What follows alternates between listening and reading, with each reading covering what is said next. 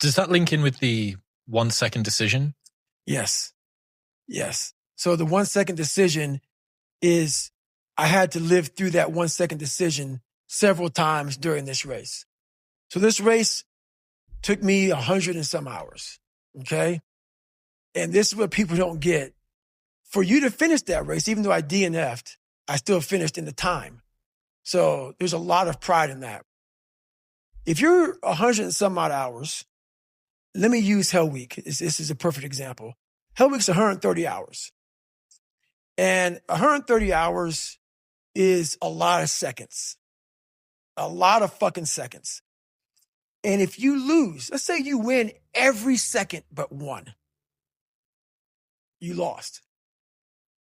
It only takes 1 second for you to lose the whole thing. So the 1 second decision is just that. You're in a situation where life is sucking.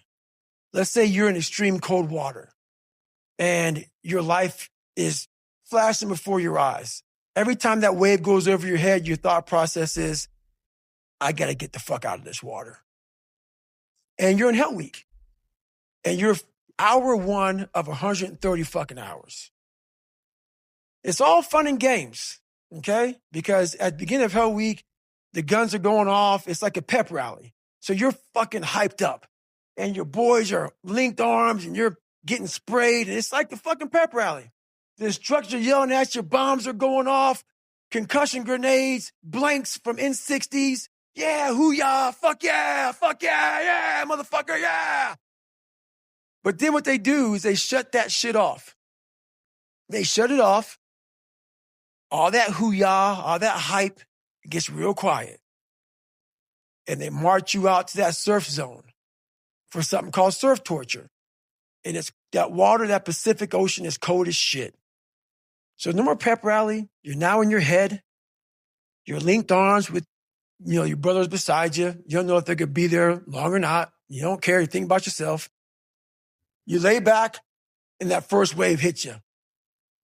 Your mind goes straight from hour 2 all the way to hour 130. You can't process 5 days of this shit. You're now in a fuck you, like I gotta get out of here. You're in fight or flight. It's cold. I can't be cold this long. And then this is where that 1 second decision comes in. You forgot every reason why you wanted to be there. You don't care about SEALs. You don't care about any of this shit. You don't care about fighting for your country. You don't care about that gaudy gold trident that they put on your chest. You don't care about any of that shit no more. All you want to do is go back home. You want the warmth. You may want something to eat. You want your girl to hold you. All those things of comfort are there in that 1 second. And this is where people lose. So what I do in that 1 second, because we all think about quitting when shit's hard. But what you have to do in that 1 second is hard to process information during pain. Because that pain takes over and you can't think rationally. You're thinking about fight or flight, save yourself. That's not a rational thought. It's not a thought that's going to get you through hard times.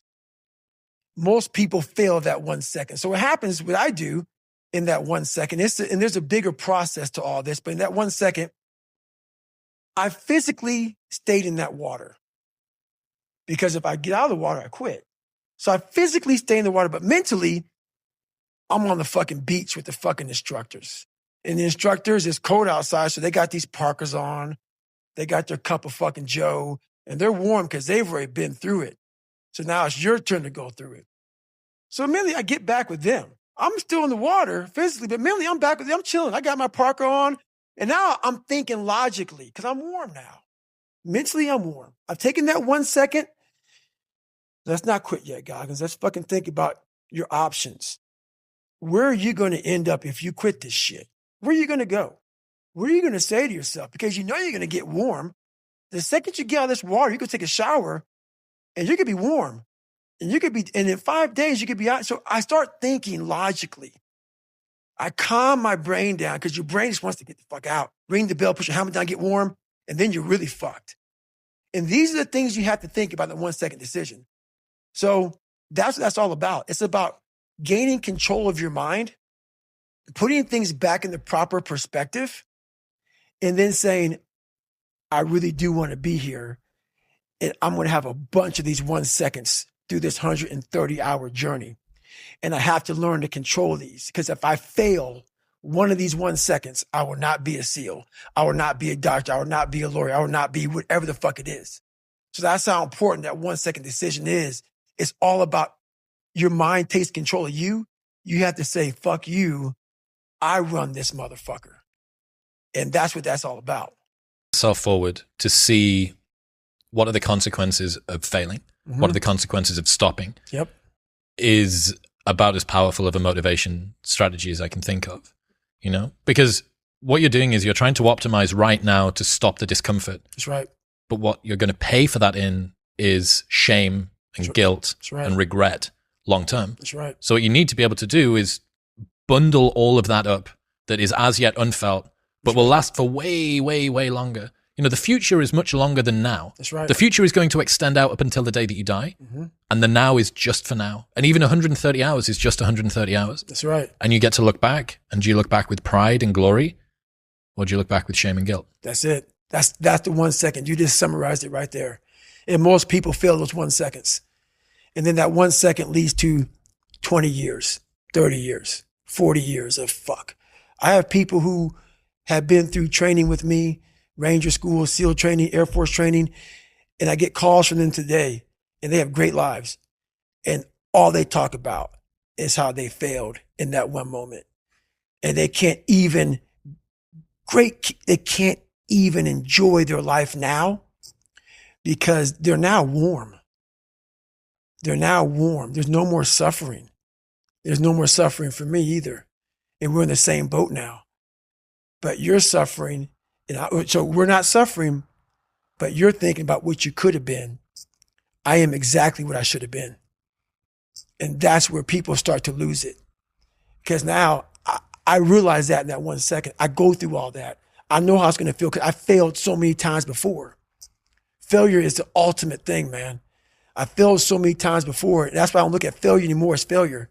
I look at it as my first, second, and third attempt. So that's what that's all about, man. Well, I mean, you went back to go and do Moab again a second time. That's right. Which is your second attempt. That's right. Had you banged your knee up? It was pretty bad in between the first and the second one. It was pretty bad way before either one of them. Yeah. Yeah. It's been jacked up now for about 20 years. I've seen some gnarly photos of it recently. It looks interesting. Yeah. So all those miles I've run on this thing, it's been a lot of it's been a lot of gut checks. So you go back, you do Moab a second time. Yep. And then you turn your ass into like a hamburger or something as well. So it's not just the knee, it's the ass as well now. Yeah. So at mile 201, we have a good video of it. Matter of fact, Jennifer is like, there's some people up there. So so 201 is a spot where I was really finished in the first Moab. So that was a way marker, checkpoint for you the second time. So Jennifer is extremely happy right now because I'm there. Yes. And she knows I'm doing well now. I'm doing good. We're going to get through this. And so she's videoing me as I'm coming up this climb on this road. And she goes, there's some people up here who want to meet you. You're doing so amazing. And I said, my ass is fucked up. You need to get the fucking Desitin cream. And it's literally for like 20 fucking miles.